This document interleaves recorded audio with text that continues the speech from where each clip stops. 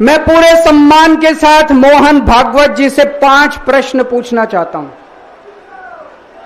और आपका समर्थन चाहता हूं। अगर मैं कोई गलत प्रश्न पूछूं तो बता देना, और सही प्रश्न पूछूं तो मैं आपसे हाथ खड़ा करवा के पूछूंगा। मेरा पहला प्रश्न है मोहन भागवत जी से। जिस तरह मोदी जी देश भर में लालच देके या ईडी और सीबीआई की धमकी देके, डरा के दूसरी पार्टी के नेताओं को तोड़ रहे हैं, पार्टियां तोड़ रहे हैं, सरकारें गिरा रहे हैं, क्या यह देश के लिए सही है?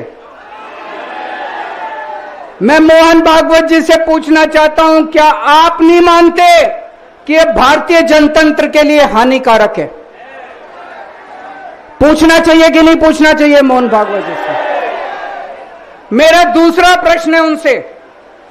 देश भर में सबसे भ्रष्टाचारी नेताओं को मोदी जी ने अपनी पार्टी में शामिल करवा लिया। जिन नेताओं को कुछ दिन पहले मोदी जी ने खुद सबसे भ्रष्टाचारी बोला, जिन नेताओं को अमित शाह जी ने खुद भ्रष्टाचारी बोला, कुछ दिन के बाद उनको बीजेपी में शामिल करा लिया। मैं मोहन भागवत जी से पूछना चाहता हूं, क्या इस प्रकार की राजनीति से आप सहमत हो? क्या आपने कभी ऐसी बीजेपी की कल्पना की थी? पूछना चाहिए कि नहीं पूछना चाहिए मोहन भागवत जी से? मेरा तीसरा प्रश्न है मोहन भागवत जी से। बीजेपी आरएसएस की कोख से पैदा हुई है कि नहीं है? कहा जाता है यह देखना आरएसएस की जिम्मेदारी है कि बीजेपी पथभ्रष्ट ना हो। मैं मोहन भागवत जी से पूछना चाहता हूं, क्या आप आज की बीजेपी के इन कदमों से सहमत हैं? क्या आपने कभी मोदी जी से यह सब ना करने के लिए बोला? मोहन भागवत जी बताएं कि क्या आपने मोदी जी को यह सब गलत हरकतें करने से रोका कभी? पूछना चाहिए नहीं पूछना चाहिए? मेरा चौथा प्रश्न है मोहन भागवत जी से। जेपी नड्डा जी ने लोकसभा चुनाव के दौरान उन्होंने कहा कि बीजेपी को अब आरएसएस की जरूरत नहीं है। आरएसएस बीजेपी की मां समान है कि नहीं है? क्या बेटा इतना बड़ा हो गया कि मां को आंखें दिखाने लग गया? क्या बेटा इतना बड़ा हो गया कि आज मां को आंखें दिखाने लग गया? जिस बेटे को पाल पोस के बड़ा किया, जिस बेटे को प्रधानमंत्री बनाया, आज वो बेटा पलट के मां को अपनी आंखें दिखा रहा है। मातृतुल्य संस्था आरएसएस, आज वो बेटा अपनी मातृतुल्य संस्था को आंखें दिखा रहा है।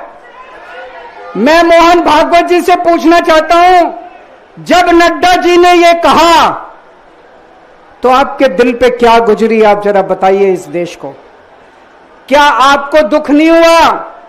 मैं आरएसएस के हर कार्यकर्ता से पूछना चाहता हूं, जब नड्डा जी ने कहा कि हमें आरएसएस की जरूरत नहीं है, क्या आरएसएस के हर कार्यकर्ता को दुख नहीं हुआ?